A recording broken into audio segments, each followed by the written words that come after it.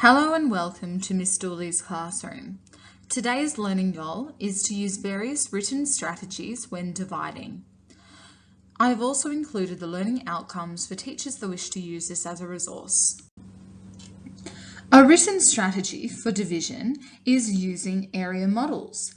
We can use an area model to find the answer to division questions. For example, 56 divided by 8. We can ask 56 squares, how many rows of 8? 7 rows of 8 squares have been shaded. So 56 divided by 8 equals 7.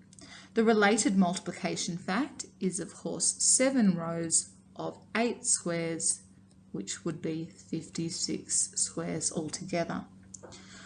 Do you enjoy using the area model to find your division answers?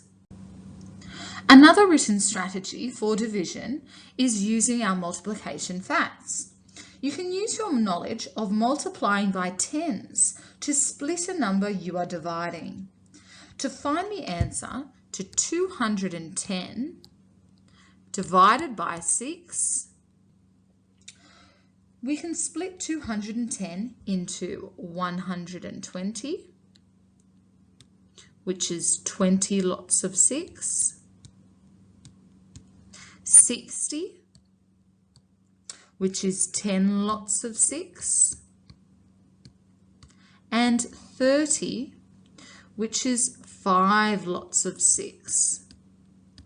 So altogether, we have 20 sixes, 10 sixes and 5 sixes, which brings us to a total of 35 sixes.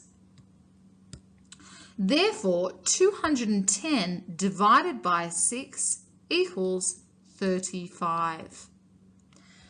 Do you ever use multiplication facts to work out your division problems? Another written strategy for division is finding partial quotients. You can split the number you are dividing to make it easier to find an answer to a division question.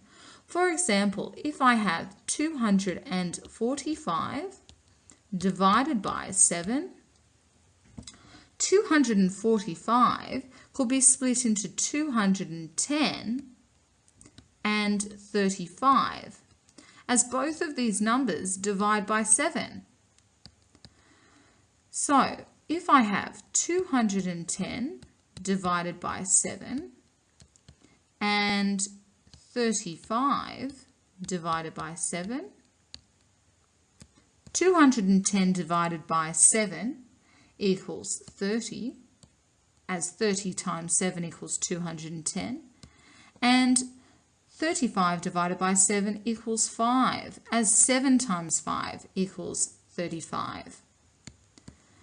So 30 plus 5 equals 35. So 245 divided by 7 equals 35. Try having a go using partial quotients when dividing with large numbers. Another written strategy for division is using the formal algorithm. This sign means division. When using this symbol, we can also split the number we are dividing into smaller numbers. For example, if I have the number 235 divided by 5, I need to put 5, my divisor, on the outside and 235 on the inside. Now in the first step, I can ask myself how many 5s go into 2 or 2 divided by 5. Now that doesn't work. So what I now need to do is either put a 0 here or just join the 2 onto the 3 to make 23. So in the next step, I'm asking how many 5s go into 23 or 23 divided by 5. And there are 4 5s that go into 23 because 4 5s are 20. And then there is a remainder of the 3 which carries over into the next number. In the next step, I'm looking at 35 divided by 5, or how many 5s into 35, and there are 7. So my final quotient is 47.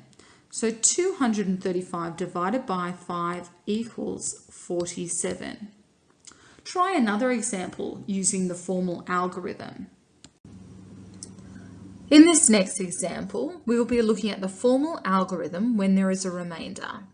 If I have the problem 825 divided by 4.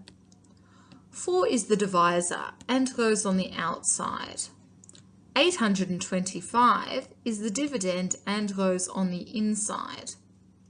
In the first step, I ask how many 4's go into 8, or 8 divided by 4, and the answer is 2 and goes above, because 4 times 2 equals 8. In the next example, I ask how many 4's go into 2, or 2 divided by 4, and I don't get a whole number, so I put a 0 above, and join the 2 onto 5, so that in the next step, I ask how many 4's go into 25, or 25 divided by 4, and the answer is 6, because 6 4's are 24, remainder 1 here. So with my remainder, I can write it as a fraction as 1/4, because my divisor is 4. In the event I need to write it as a decimal, I may write 206.25, because 25 hundredths is the same as 1/4. How about you have a go of the formal algorithm with the remainder method now?